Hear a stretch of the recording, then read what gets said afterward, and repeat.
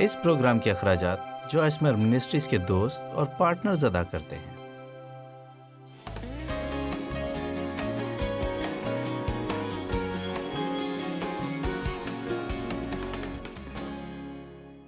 میں پچھلے 35 برس سے خدا کا کلام سنا رہی ہوں۔ 5 سال گھر پر بائبل اسٹڈی کروائی، 5 سال سینٹ لوئس کے ایک چرچ میں خدمت کی، اور اب تقریباً 25 برس سے میں اس خدمت میں ہوں جو آپ کے سامنے۔ ان تمام برسوں میں نے ہزار میٹنگز لیں۔ اس تمام عرصے میں بیماری کی وجہ سے صرف ایک پوری میٹنگ اور ایک میٹنگ کا صرف ایک سیشن نہیں لے سکی۔ بقیہ تمام 35 برسوں میں خدا نے مجھے اپنی پناہ میں رکھا۔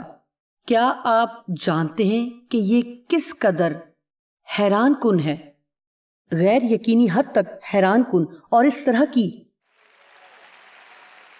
چیزوں کے لیے جو خدا ہمیں بخشتا ہے۔ ہمیں خوشی منانے کی ضرورت ہے۔ ایک دفعہ ایک عورت نے مجھے ایک بات بتائی۔ اس نے کہا، آپ جانتی ہیں آپ کے پاس بڑی بھرپور گواہی ہے۔ میری بہت سی دوستوں کے پاس بھرپور گواہیاں ہیں، اور اس نے کہا لیکن میرے پاس نہیں ہیں۔ میری زندگی میں کوئی ایسا المناک واقعہ نہیں ہوا کہ جس پر مجھے غالب آنے کی ضرورت پڑی ہو۔ اور اس نے بتایا کہ ایک دن میں خدا سے بات کر رہی تھی اور میں نے خدا سے کہا میرے پاس گواہی نہیں ہے، تو خدا نے کہا تمہاری گواہی یہ ہے کہ میں نے تمہیں محفوظ رکھا ہے۔ دیکھا، ہمیں اپنی زندگی میں خدا کی قائم رکھنے والی قوت کی موجودگی کا جشن منانے کی ضرورت ہے۔ میں سوچتی ہوں کہ کتنے کار ایکسیڈنٹ ہوتے ہیں لیکن ہمارے نہیں ہوتے، کیونکہ خدا کے فرشتے ہمارے ساتھ ہوتے ہیں اور خدا ہماری حفاظت کرتا ہے۔ کیا کسی کو اپنی روح میں جنبش محسوس ہو رہی ہے، یا یہ کہ وہ جس بوجھ کے ساتھ یہاں آیا تھا وہ اس کے کندھوں سے اترنا شروع ہو گئے ہیں؟ یاد رکھیں، مجھے ایسے محسوس ہو رہا ہے کہ مجھے ایک لمحے کے لیے واپس آغاز کی طرف جانا ہوگا۔ اپنی ذمہ داریاں پوری کریں اور اپنی فکریں خدا پر ڈال دیں۔ یہاں سے نکلتے ہی دوبارہ سے اسی مسئلے کی فکر کرنا شروع نہ کر دیں۔ اگر آپ اس کے متعلق کچھ کر سکتے ہیں تو ضرور کریں، لیکن اگر آپ کچھ نہیں کر سکتے تو اسے خدا کو دے دیں، اور اس دوران اسے دکھائیں کہ آپ اس پر بھروسہ کر رہے ہیں، اور دلیری سے آگے بڑھیں اور اپنی زندگی سے لطف اٹھائیں۔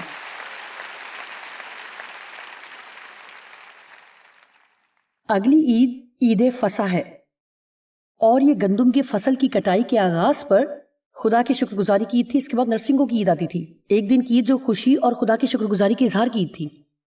یوم کفارہ ایک بڑا دن تھا جس دن قوم کو ان کے گناہوں سے آزادی ملتی تھی اور وہ خدا کی رفاقت میں بحال کیے جاتے تھے، اور یہ اس لائق تھا کہ ہر سال اس دن کو الگ رکھا جائے۔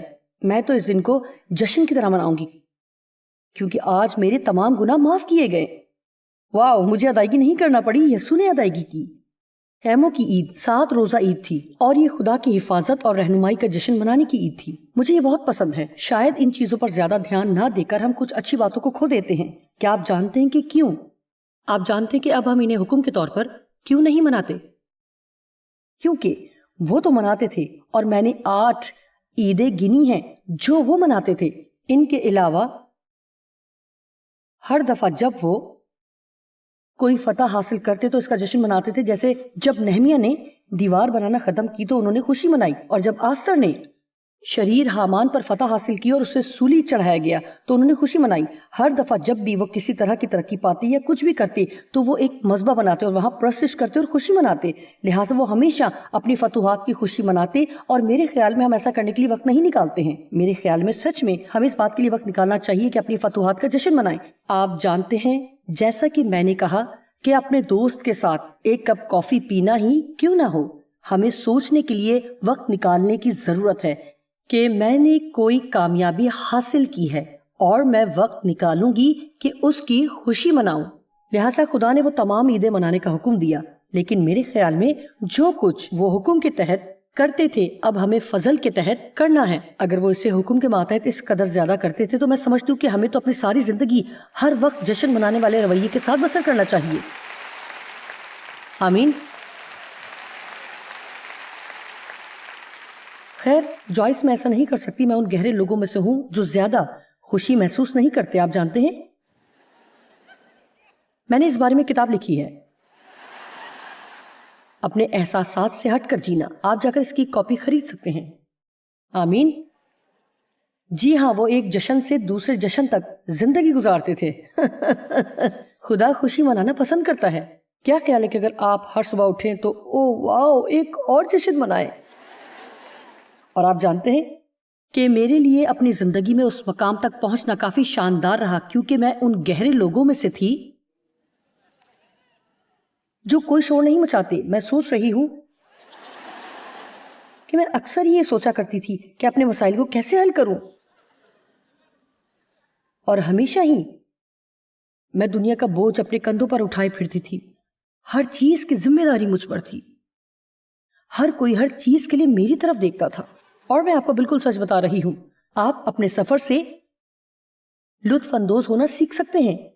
اس بات سے مایوسی کا شکار نہ ہو کہ آپ کب اپنی منزل پر پہنچیں گے، اس طرح تو آپ اپنے سفر سے کبھی بھی لطف اندوز نہیں ہوں گے۔ زندگی کے سفر میں جب منزل کا فاصلہ تھوڑا رہ جائے تو سفر بہت زیادہ لمبا لگنے لگتا ہے۔ اور میرے پاس آپ کے لیے خوشخبری ہے کہ جب آپ اپنی منزل پر پہنچ جائیں گے تو چونکہ آپ نے بہت لمبا سفر طے کیا ہے، آپ وہاں کچھ دیر کے لیے آرام کریں گے اور پھر آپ اپنی زندگی کے کسی اور سفر کے لیے روانہ ہو جائیں گے، کیونکہ خدا نے ہمیں مقصد کے تحت زندگی گزارنے کے لیے تخلیق کیا ہے۔ ہم ہمیشہ کسی نہ کسی چیز کو حاصل کرنے کی طرف گامزن ہوتے ہیں، ہم پھیل رہے ہیں، ہم بڑھ رہے ہیں۔ لہٰذا اگر ہم آگے بڑھنے سے لطف اندوز نہیں ہو سکتے تو پھر پوری زندگی میں لطف اندوز ہونے کے چند ہی لمحے ہوں گے۔ آمین۔ لہٰذا سیکھیں کہ کس طرح خوشی منانا ہے۔ آئیے سیکھیں کہ اپنی چھوٹی بڑی فتوحات سے کیسے لطف اندوز ہونا ہے۔ سالگرہ کے بارے میں کیا خیال ہے؟ او نہیں، ان کے بارے میں بات نہ کریں، یہ تو صرف یہ ہے کہ میں 1 سال اور بوڑھی ہو جاتی ہوں۔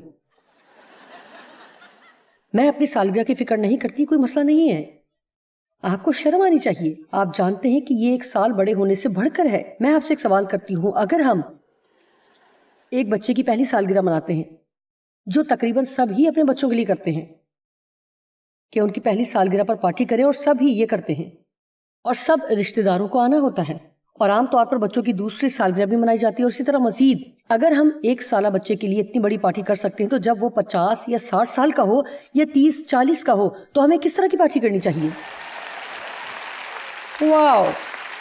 میرا مطلب ہے، میں اس بارے میں سوچتی ہوں کہ جب کوئی 1 سال گزار دیتا ہے تو ہم کسی کی سالگرہ کیوں مناتے ہیں؟ سنیے، ہم کسی کی سالگرہ کیوں مناتے ہیں؟ اوہ واو، یہ 1 سال کا ہو گیا ہے، آئیے اس کی سالگرہ کا جشن منائیں۔ خیر، اگلے سال 4 جون کو میں 70 کی ہو جاؤں گی، اور عزیزو میں اس کی پارٹی کروں گی، اور یہ ایک ہی دن کی پارٹی نہیں ہوگی بلکہ ایک پورے ہفتے کا جشن ہوگا۔ میرا مطلب ہے کہ ہم پارٹی کریں گے۔ 1 سال میں آپ کا دل تقریباً 3 کروڑ 80 لاکھ مرتبہ دھڑکتا ہے، اور 5,25,600 مرتبہ خون کو جسم میں دھکیلتا ہے، جو کہ آپ کے جسم کے حساب سے اوسطاً 24,000 سے 48,000 میل لمبی شریانوں میں جاتا ہے۔ اور اس کے لیے بہت سی معجزانہ قوت کی ضرورت ہوتی ہے کہ ہم پورے طور پر بھاگ دوڑ سکیں اور ان تمام کاموں کو سر انجام دے سکیں جو ہم کرتے ہیں، اور ہمیں یہ رویہ رکھنا ہے کہ اوہ نہیں، میں ٹھیک ہوں، مجھے اس کی ضرورت نہیں ہے۔ نہیں، آپ ٹھیک نہیں ہیں، اور آپ کو اس کی ضرورت ہے، اور چونکہ ہم ان چیزوں کے لیے وقت نہیں نکالتے، اسی لیے ہم تلخ اور توانائی سے خالی ہوتے جا رہے ہیں، اور بیٹھے خود پر افسوس کرتے رہتے ہیں، اور ان دوسرے لوگوں سے ناراض رہتے ہیں جو اپنی زندگی سے لطف اندوز ہوتے ہیں، جبکہ ہمیں ضرورت ہے کہ ہم یہ فیصلہ کریں کہ ہم اپنی زندگی کا لطف اٹھائیں گے۔ آمین۔ خیر، مجھے کسی نے پارٹی نہیں دی، کسی نے مجھے ایک بکری کا بچہ بھی نہیں دیا کہ میں اپنے دوستوں کے ساتھ خوشی مناتی۔ سچ بات یہ ہے کہ ہمیں اس رویے کو چھوڑنے کی ضرورت ہے۔ اوہ نہیں، نہیں، نہیں، ٹھیک ہے، میں اس کے بغیر رہ سکتی ہوں، نہیں، یہ فضول خرچی ہوگی۔ میں ایک اور بات بتاؤں، آپ اتنی قدر رکھتے ہیں کہ کبھی کبھار آپ کے لیے فضول خرچی کی جائے۔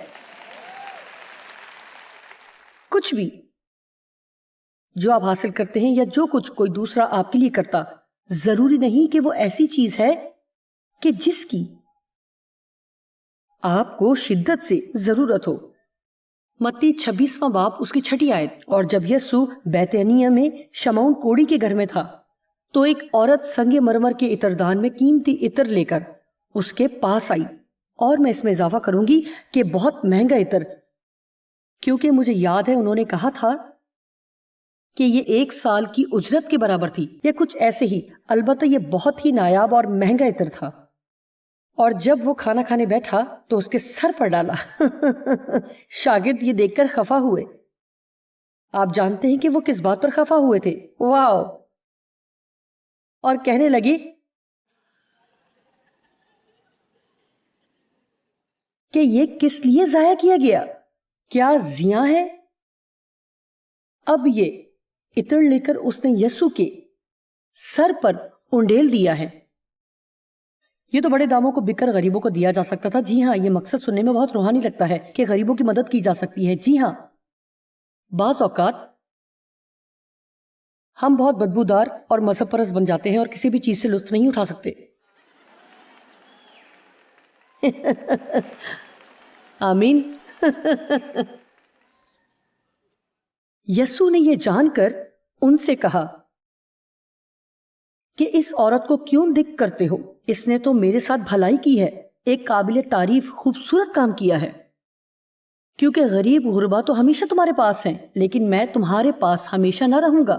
اب یہ سنیں، اور اس نے تو میرے دفن کی تیاری کے لیے یہ عطر میرے بدن پر ڈالا۔ اب میں اس حوالے کے بارے میں کچھ کہنا چاہوں گی۔ محبت اور قربانی کی یہ شاہ خرچی جو اس نے یسوع کے سر پر عطر ڈال کر پیش کی، اس میں مقصد عطر پر غور کرنا نہیں تھا، بلکہ اس کی قربانی دینے کے لیے رضامندی کی طرف اشارہ کرنا تھا کہ کس طرح اس نے ایک قیمتی چیز جو اس کی ملکیت تھی پیش کر دی۔ میں جانتی تھی کہ اس کی قیمت کیا تھی۔ میں نے پڑھا کہ یہ ایک عطر کی شیشی تھی جس کی قیمت 1 سال کی اجرت کے برابر تھی۔ وہ 1 سال کی کمائی دینے پر رضامند تھی، لیکن یوں لگتا ہے کہ وہ بہت بڑا زیاں کر رہی ہے۔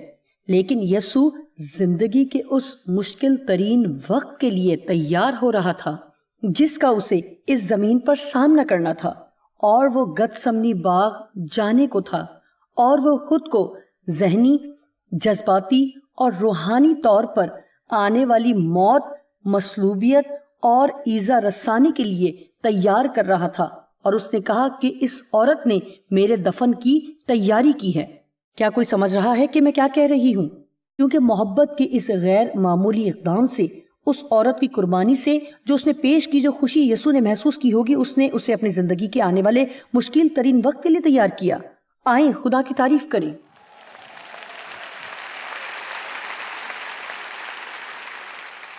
جیسا کہ میں نے بتایا کہ ہم نے یہ پڑھا ہے گزشتہ رات،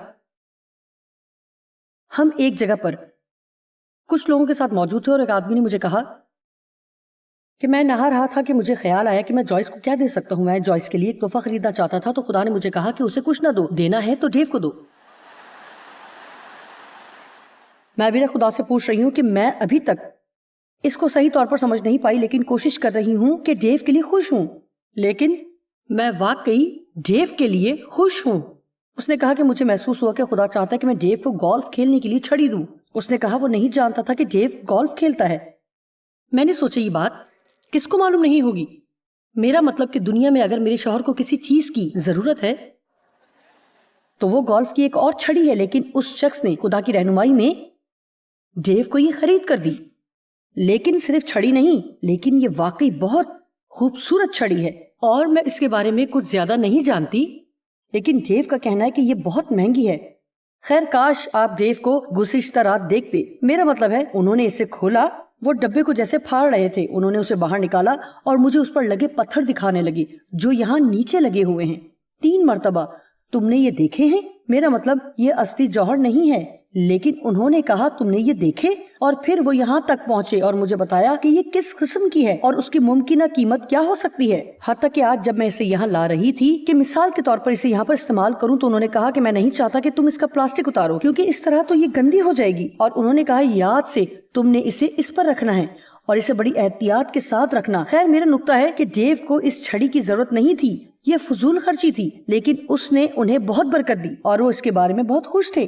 اور میں نہیں جانتی تھی کہ ڈیو کی زندگی میں اس کا کیا حصہ ہے یا کیا کوئی ایسی چیز تھی جو انہیں پریشان کر رہی تھی، لیکن خدا ہماری زندگی میں آنا چاہتا ہے اور وہ ہمارے لیے غیر معمولی کام کرنا چاہتا ہے تاکہ ہمیں ہماری زندگیوں میں بے حد مایوسیوں میں متوازن رہنے میں مدد دے۔ اور آپ جانتے ہیں کہ خدا نہ صرف ہمارے لیے کرنا چاہتا ہے بلکہ میں چاہتی ہوں کہ آپ یہ سنیں، خدا لوگوں کے ذریعے کام کرتا ہے۔ خدا نے ڈیو کو یہ برکت ایک ایسے شخص کے وسیلہ دی جس نے خدا کی بات سنی، جیسے وہ غیر معمولی عطر جو یسوع کے سر پر انڈیلا گیا، کیونکہ وہ عورت خدا کی بات سننے پر رضامند تھی۔ نہ صرف ہمیں خود اپنے لیے بلکہ لوگوں کو بھی اپنی زندگی میں کبھی کبھار اس طرح کی فضول خرچی کی ضرورت ہوتی ہے کہ کچھ حاصل کرنا بہت اچھا ہے، خاص طور پر جس کی آپ کو شدید ضرورت ہو، لیکن بات اس وقت مختلف ہو جاتی ہے جب آپ کو کوئی ایسی چیز ملتی ہے جس کی آپ کو حقیقتاً اتنی ضرورت نہ ہو، لیکن خدا محبت کے تحفے کے طور پر آپ کو مہیا کرتے ہیں، آپ پر اپنی غیر معمولی دگنی محبت نچھاور کرتے ہیں۔ آمین۔ ہمیں اور زیادہ کھل کر خدا کو اپنا آپ استعمال کرنے کی اجازت دینے کی ضرورت ہے کہ ہمارے ذریعے دوسرے لوگوں پر برکتیں نچھاور کرے۔ میرا مطلب ہے کہ کچھ لوگ غریبوں کی مدد کرنے کو رضامند نہیں ہوتے، لیکن پھر آپ کو کچھ خاص لوگوں کی ایک گروہ کی ضرورت پڑتی ہے جو غریب لوگوں کی مدد کریں۔ ہم سب ایسے لوگوں کی مدد پر آمادہ ہوتے ہیں جنہیں شدت سے مدد کی ضرورت ہے۔ اگر کوئی شخص ضرورت مند نہیں تو ہم سوچتے ہیں کہ ہمیں اسے کیوں دینا چاہیے جبکہ اس کے پاس مجھ سے زیادہ ہے۔ آپ جانتے ہیں کہ اکثر حقیقت ایسی نہیں ہوتی، کئی دفعہ اس کا تعلق تحفے سے نہیں ہوتا بلکہ اس سے اس شخص کو کیا پیغام ملتا ہے، اس کا تعلق لوگوں سے ہے کہ وہ جانے کہ وہ قابل قدر ہیں اور یہ کہ کوئی ان کی فکر کرتا ہے۔ اور میں سوچتی ہوں کہ ہمیں اپنے وسائل، چیزوں اور سرمایہ کو زیادہ سے زیادہ استعمال کرنے کے لیے رضامند ہونے کی ضرورت ہے تاکہ حقیقی طور پر لوگوں کے لیے باعث برکت ثابت ہو سکیں۔ اور آپ کو فکر مند ہونے کی ضرورت نہیں، اگر آپ حقیقتاً آپ بابرکت ہیں تو خدا ضرور ہی آپ کی زندگی میں بھی حقیقی برکات لانے کے لیے کسی نہ کسی کو چھوئے گا۔ آپ کبھی بھی خدا سے زیادہ نہیں دے سکتے۔ آمین۔ مجھے یہ پیغام بہت پسند ہے۔ اور پارٹی میں بدمزگی کرنے والے بھی نہ بنے۔ خیر،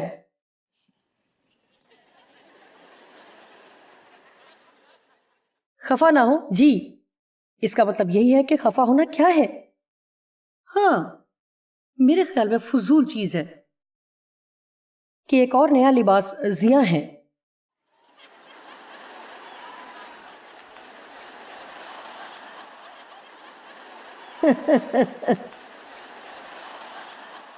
آپ جانتے ہیں اکثر لوگ مجھ سے پوچھتے ہیں کہ مجھے کیا پسند ہے، اور کیا آپ جانتے ہیں کہ میرے کیا مشاغل ہیں؟ اور آپ جانتے ہیں کہ میں نے اپنی زندگی میں اتنی محنت کی، حقیقتاً اس میں میرا کوئی کمال نہیں، میں فضول خرچ ہو گئی تھی۔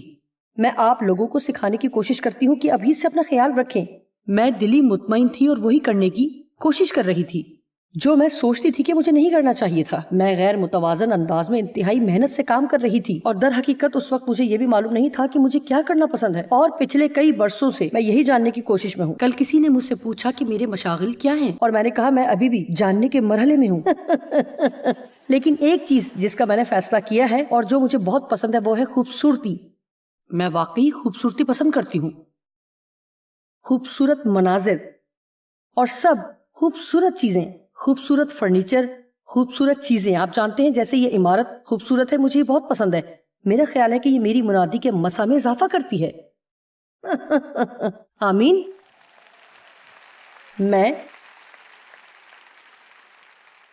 میں خوبصورت چیزوں کو پسند کرتی ہوں، آپ جانتے ہیں کہ میں اس کے لیے معذرت نہیں کروں گی کہ مجھے خوبصورت کپڑے پسند ہیں، اور غالباً میرے پاس میری ضرورت سے زیادہ ہیں، لیکن میں بہت سے کپڑے دے دیتی ہوں اور اس میں کوئی بری بات نہیں۔ میں محنت کرتی ہوں اور خدا چاہتا ہے کہ آپ کے پاس آپ کی پسند کی چیزیں ہوں۔ یہ سوچنا ترک کر دیں کہ میں اس کے بغیر گزارا کر سکتی ہوں، میں اس کے بغیر گزارا کر سکتا ہوں۔ میں یہ نہیں کہہ رہی کہ شاہ خرچی کی زندگی گزاریں اور چادر سے پاؤں باہر پھیلائیں اور وہ چیزیں لیں جن کے آپ متحمل نہیں ہو سکتے اور خود غرض اور مفاد پرست ہو جائیں۔ میں ان چھوٹی چھوٹی چیزوں کی بات کر رہی ہوں جن کی ہمیں زندگی میں ضرورت ہوتی ہے۔ وہ چھوٹے چھوٹے کام ہیں جو زندگی کی خوشی میں اضافہ کرتے ہیں۔ میں نہیں سمجھتی کہ اس چھڑی کو حاصل کرنا کیوں اس قدر خوشی کا باعث ہو سکتا ہے، لیکن ڈیو کو معلوم ہے۔ میرا مطلب ہے وہ ایسے تھے جیسے ان کا نیا بچہ پیدا ہوا ہو۔ میں بتا رہا ہوں کہ کوئی اس چھڑی کو ہاتھ نہیں لگائے گا۔ میرے خدا، وہ ہر ایک کو چھڑی دکھا رہے تھے اور جب وہ اپنے گولف کے دوستوں سے ملیں گے تو کہیں گے دیکھو مجھے نئی چھڑی ملی ہے. وہ کہتے ہیں کہ میرے اندر مبالغہ آرائی کی روح ہے. سنیں، میرے خاندان میں جو کچھ بھی ہوتا ہے میں 24 گھنٹے کے اندر اسے اپنے پیغام کا حصہ بنا لیتی ہوں. انہیں یہ گولف کی چھڑی ملے 24 گھنٹے سے بھی کم وقت ہوا ہے. میرے ہاتھ میں چھڑی کو دیکھ کر انہوں نے کہا کہ تم اسے کہاں لے جا رہی ہو؟ اوہ اچھا، اس نے پہلے ہی اسے پیغام میں شامل کر لیا. ڈیو، میں یقین طور پر کہہ سکتی ہوں کہ خدا نے یہ چھڑی آپ کو دی ہی اسی لیے کہ آج منادی زیادہ بہتر طور پر کر سکوں. آئیے خدا کی تعریف کریں. آخر یہ میرا تحفہ تھا. جی ہاں.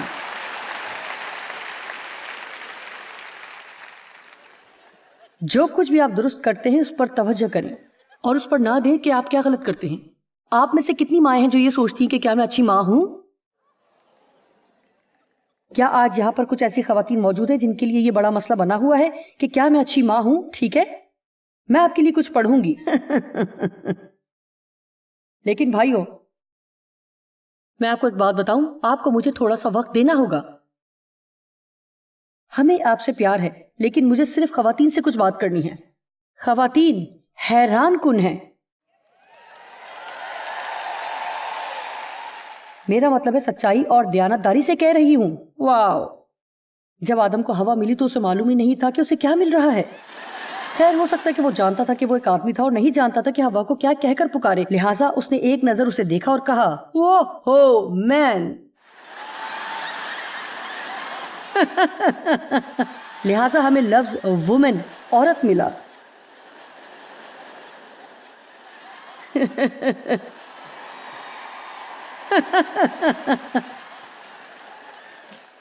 ماں باپ ٹی وی دیکھ رہے تھے.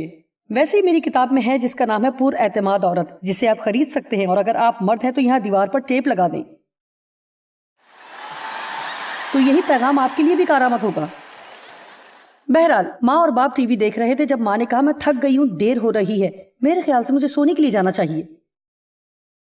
وہ اٹھی اور کچن میں گئی تاکہ اگلے دن کے لیے لنچ کے لیے سینڈوچ بنائے. کچھ میٹھے کے برتن دھوئے، کل شام کے کھانے کے لیے فریزر میں سے گوشت نکالا، آنے والے شام کے کھانے کے لیے دلیے کا ڈبوں کا جائزہ لیا، چینی دان میں چینی ڈالی، پیالوں میں چمچ رکھ کر انہیں میز پر رکھا. صبح کے لیے کافی کے برتن کو تیار کیا، کچھ گیلے کپڑے ڈرائر میں ڈالے، کپڑوں کو دھونے کے لیے مشین میں ڈالا، شرٹ کو استری کیا، کچھ ٹوٹے بٹن ٹانکے، میز پر پڑے گیم کے کچھ ٹکڑے اٹھائے، ٹیلی فون ڈائریکٹری کو واپس اس کی جگہ پر رکھا، پودوں کو پانی دیا، کچرے کی ٹوکری کو خالی کیا، تولیے کو خشک ہونے کے لیے ڈالا، جمائی لی اور سونے کے لیے کمرے کی طرف بڑھی. وہ میز کے پاس جا کر رک گئی. ٹیچر کے لیے ایک نوٹ لکھا، اسکول کے سفر پر جانے کے لیے کچھ پیسے گنے، کرسی کے نیچے سے گری ہوئی اسکول کی کتاب اٹھائی، اپنی دوست کے لیے ایک برتھ ڈے کارڈ لکھا اور ایک لفافے پر نام و پتہ لکھا اور ٹکٹ لگائی. اگلے دن سپر مارکیٹ کے لیے فہرست بنائی اور آگے بڑھ کر یہ دونوں اپنے پرس میں رکھے. تب ماں نے اپنے منہ پر کریم لگائی اور موئسچرائزر لگایا، دانت برش کیے اور اپنے ناخن درست کیے. خاوند نے آواز لگائی، میں سوچ رہا تھا کہ تم سو گئی ہو.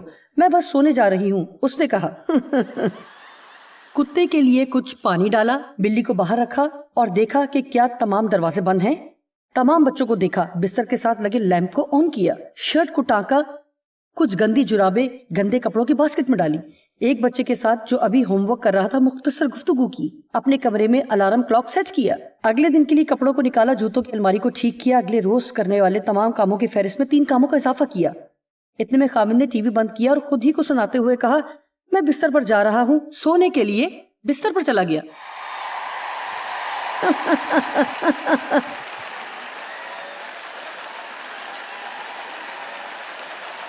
بہنوں، میں آپ کو بتاتی ہوں، آپ چٹان ہیں.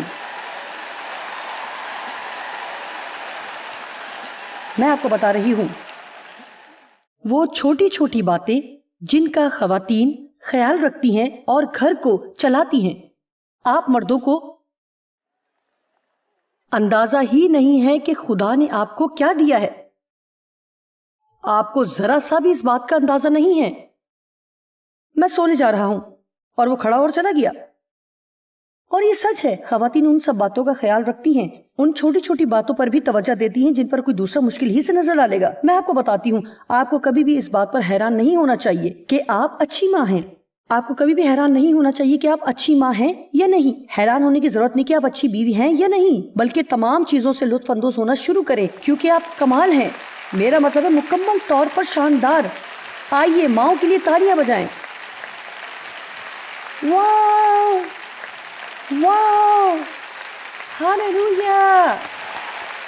ہمارا خدا کمال کا خدا ہے. آمین.